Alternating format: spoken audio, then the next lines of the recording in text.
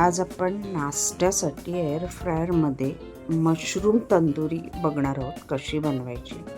Perfect बनते. मसाल्यांमध्ये छान अशी कोट केल्यावर भरपूर प्रथिने, कमी कॅलरीज असणारी, हाय प्रोटीनयुक्त, हृदयासाठी तसेच शुगरसाठी उपयुक्त, कंट्रोलमध्ये करतं.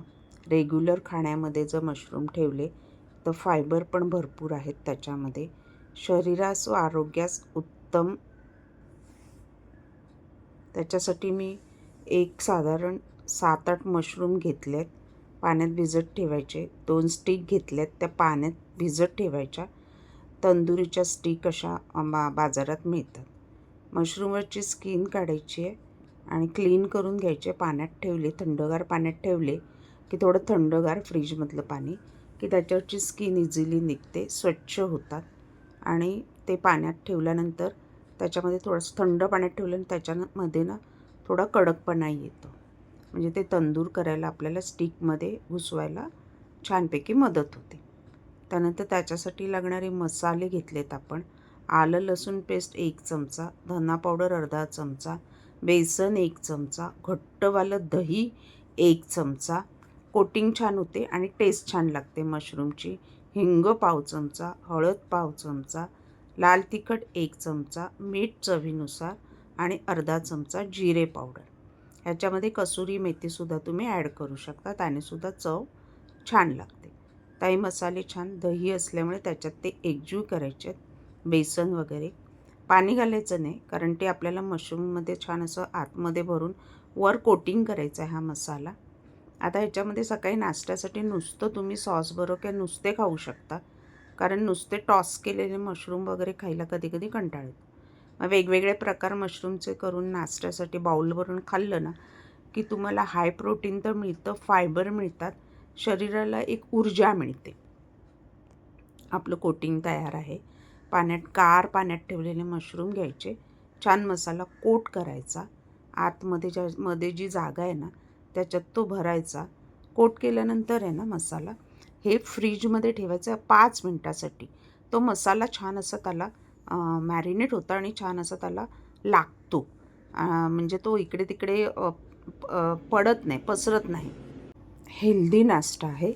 तेलाचा वापर आपण फक्त स्प्रे करण्यापुरता केला आहे. मॅरिनेटमध्ये तुम्ही अर्धा चमचा अमूल बटरही घालू शकता, त्यानेसुद्धा छान अशी एक चव येते. अमूल बटर घातलंत ना, अमूल बटर म्हणजे बटर कोणतंही, तर त्याच्यात मीठ असतं, त्यामुळे मिठाचं प्रमाण थोडंसं जेव्हा तुम्ही मॅरिनेटमध्ये मीठ घालाल मॅरिनेशनमध्ये तेव्हा त्याच्यात थोडं कमी घाला. आणि छान आता आपलं कोट झालं आहे. फ्रीजमध्ये ठेवणार आहे 5 मिनटं. नंतर आपली ज्या स्टिक पाण्यामध्ये भिजत ठेवल्यात लाकडी, त्याच्यामध्ये छानपैकी टोचून घेणार. एअर फ्राय मी प्रीहीट करायला ठेवलं आहे. अगदी 2 मिनटं ठेवायचं आहे, खूप जास्त नाही प्रीहीट करायचं आहे.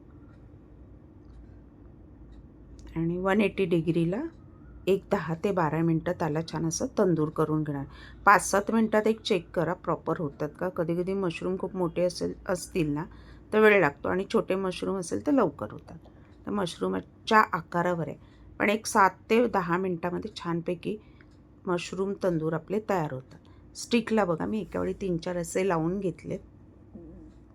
मला 2 स्टिकमध्ये सगळे बसले.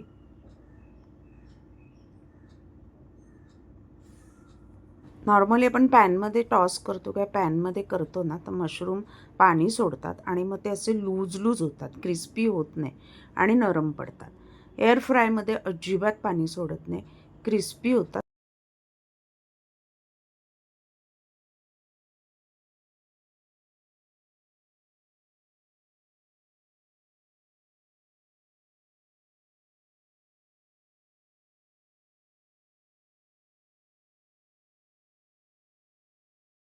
एअर फ्रायर प्रीहीट केलं आहे. 180 डिग्रीला मी साधारण 10 ते 12 मिनटं ठेवणार आहे अंदाजाने.